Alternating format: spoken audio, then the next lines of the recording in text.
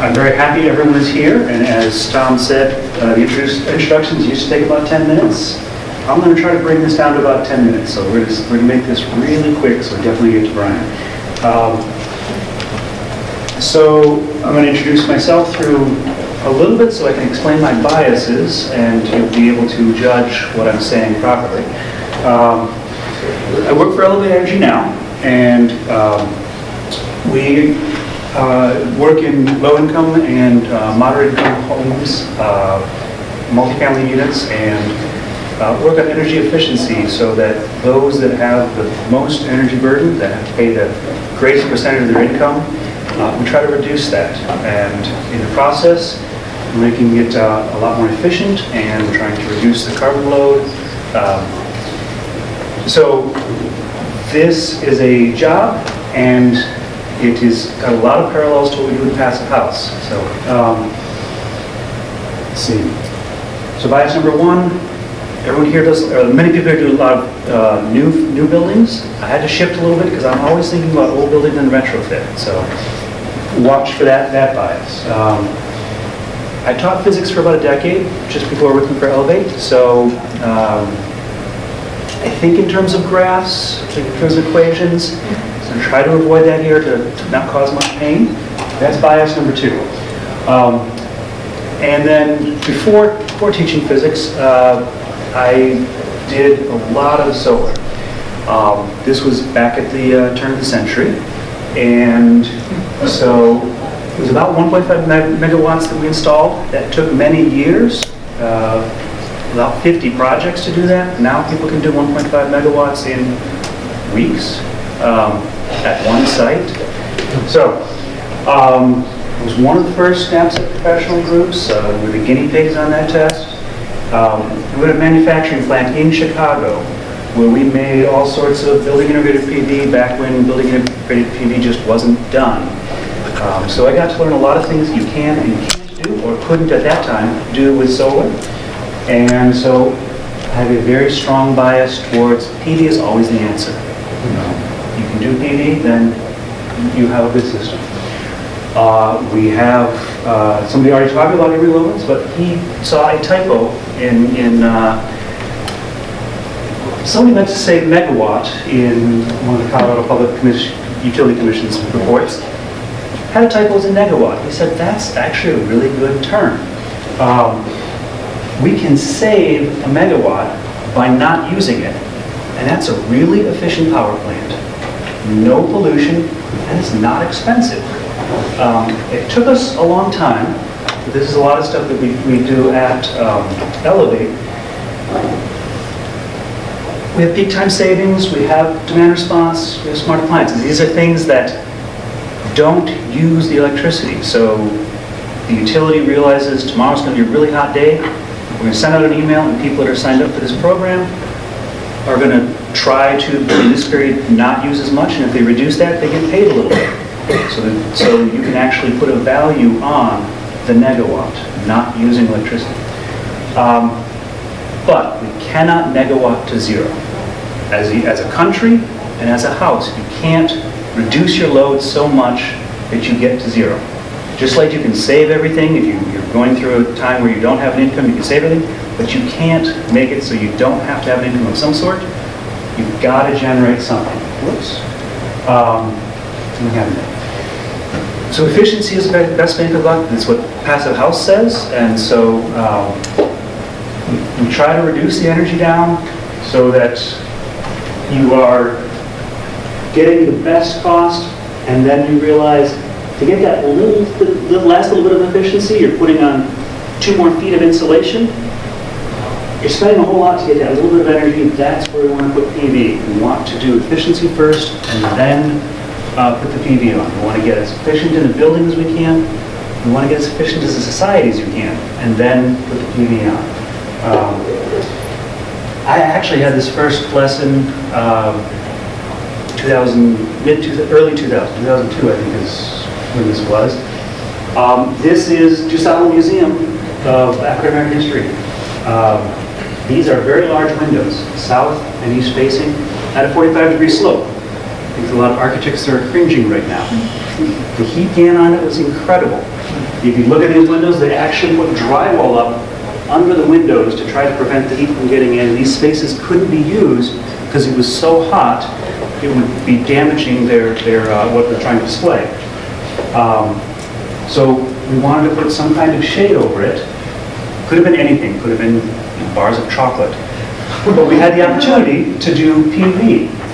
And so here was the original window, drywalled over on the inside, and we just put PV on top of it. And the, oops, sorry, wrong one.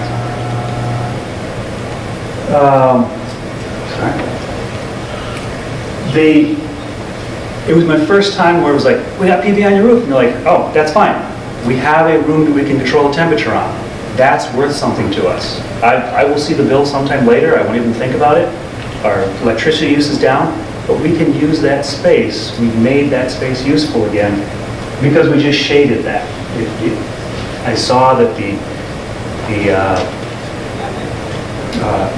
keeping the energy out of the space was even more important than generating.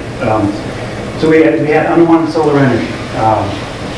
This is actually one of the basic principles of Passive House. We want to try to let the winter sun in that we want, keep the summer sun out so we're not overheating our space. Getting that solar gain, controlling that solar gain. I actually was kind of surprised to see how few passive projects I could find that had this kind of light shelf or had this awning over to protect that, to keep out the unwanted solar energy. It seems a lot of people are using films or treatments to keep the sun out, keep that unwanted solar energy out. And I've now said unwanted solar energy a couple of times. It doesn't feel right. There are unwanted sources. We have a 150 million year old carbon sequestration program that was working very, very well by people who are a lot smarter than us. We're undoing that now with coal and gas and natural gas and oil. That's energy we don't want. Don't want to have to do that. We really want to say unwanted energy, unwanted solar energy, we're going to catch. Keep it out of the space that's going to make it too hot. We'll catch it. We've got, this is a 15-year-old installation. These are solar awnings. It's shading it very well. This is actually where I worked for a long time. It was really nice to be in the space. The temperature was controlled. There wasn't a whole lot of glare. It was a very, very nice space architecturally. And it was generating electricity with the unwanted solar energy. That is something that is just a very, very nice space to have. Now, I think that's beautiful. I look at it and say, it's got a great function, but I'm also an engineer, and the architects are probably looking at that and saying, that looks like somebody slapped some solar panels on a building. It looks bad. These are Passive House awnings that I found that aren't solar. I don't know if these are pleasing or not. They seem acceptable. What I would say is we want the awnings, we want them to be solar, and it's going to be the architects in this room that are going to figure out the way to make it pleasing and to make it acceptable so that we can do it. I can figure out the angles, I can tell you how long it should be, where it should be, to block that sun and to be efficient. It's even more efficient because it's not on a really hot roof. It's not on a really hot roof. Solar panels don't do well in the heat, as oxymoronic as that seems. They like it cold and sunny. And the air circulation you get from an awning, very, very good. It's going to be your responsibility as architects to figure out how to make it look like people want it. So where can PV go? I think we've already seen a little bit about that, but this is actually in Chicago.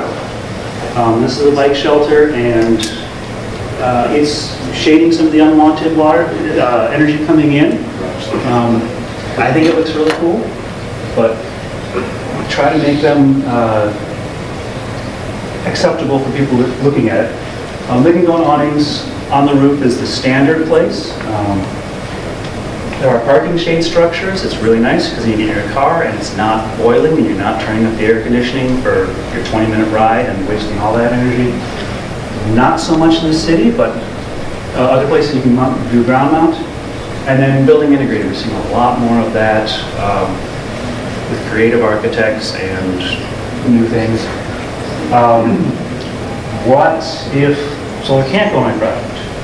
Remember bias number 3, always have solar. Okay, really it can't. If you financially can't do it, you just can't do it at the time. Design for solar. This is on 1994, about 51st Street. It's a school. Every time I drive by it, I'm really sad. Huge chimney right here on the south side. That's going to sweep the whole roof, make it hard to be a great site. You have the ability to put things on the north side. It's not going to shade anything on the north side. Vent stacks, as Lisa was saying, the south side has to be clean. You can do that. You can make that. Make it solar ready. Space in the electrical room, even a little more in the future, or in a minute, but have a closet that you set aside that won't be a closet in 10 years. They won't be able to get solar stuff if they don't have that space, even if they're not ready for it now. A couple sticks of conduit from the roof to where you're going to put the balance of system stuff. It's, Mark said, $300 now. You couldn't even do the penetration of the roof for $300 after the fact, and where are you going to snake that conduit through a finished building? Much easier doing it at the beginning and saying we'll use it in the future. It's not that expensive now. And consider a critical load panel. This is for passive house, something that I think that would be very beneficial for a passive house. When you're first putting in, it's not that expensive to have a critical load panel. It's really hard to do after. Talk about that in a second.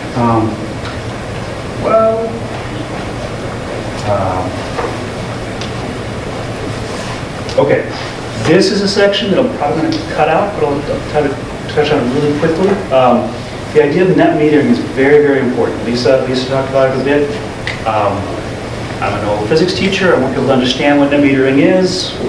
Blaze through this, but the meter can go in 2 different places, in front of the meter or behind the meter. Behind the meter is you as a customer on your side. In front of the meter, then that's usually a utility producing power of some sort. If it's behind the meter, then your load is going before you touch the meter. So if you generate something, the utility may not even know about that. They just don't see that you've used some. So this would be a situation like night, where you're not generating anything. Electricity is coming in from the utility, going to your load, goes through your meter, you're paying a bill on that. If you're running in the day and you have heavy use, then utility supplying power, inverter supplying power, and the utility just supplying less power. Now, if you leave your house and your solar panel is still running, which it should be, you're not really having any load. You're now supplying whatever load you have, maybe the air conditioner, and exporting power. The next day you can get that credit back, or at night you're getting that credit back. The point I want to make with this, and it's a complex idea, but net metering is something that's under attack. There are, I think, 38 states that have it, and there are 3 where it's being questioned and it could be lost. One, I think, lost it for a while, but back in Nevada. But there are some difficulties with it. The utilities have some legitimate rights. And just be aware that it's a very complex issue. Okay. The last thing, and I think want to talk a little bit about batteries, because solar and storage, I think, is going to be very important for Passive House. So let me figure what I can do with that.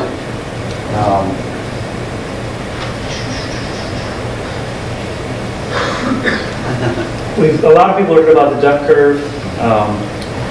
That's the idea that normally without solar, relatively flat, you have a couple of peaks. As you get more and more solar, you're getting this point where you're generating so much electricity, you're having to turn off other plants. That's bad, but what's really bad is how steep this is right here. Within the span of 2 hours, you're going from 12,000 to 24,000, you're almost doubling your power. That's really difficult, and that's going to cause reliability problems. This was a study I just saw that said we can get to 80% penetration of wind and solar if we have about 12 hours of storage capacity. That's a lot of storage capacity, but it's not insurmountable. Right now we're about 20% renewable energy. So 80% we could get to if we had 12 hours of storage. 100 required 3 weeks of storage. That's a whole lot of storage. But it's something that we're now saying this is how we do it, whereas 3 or 4 years ago we're saying we can't have 20%, we're going to be completely unstable. But this is all possible because of the idea of storage, especially solar and storage. Okay. These are the ways that solar and storage for a customer can typically earn money. Unfortunately, we can't really use that one. Don't use that one.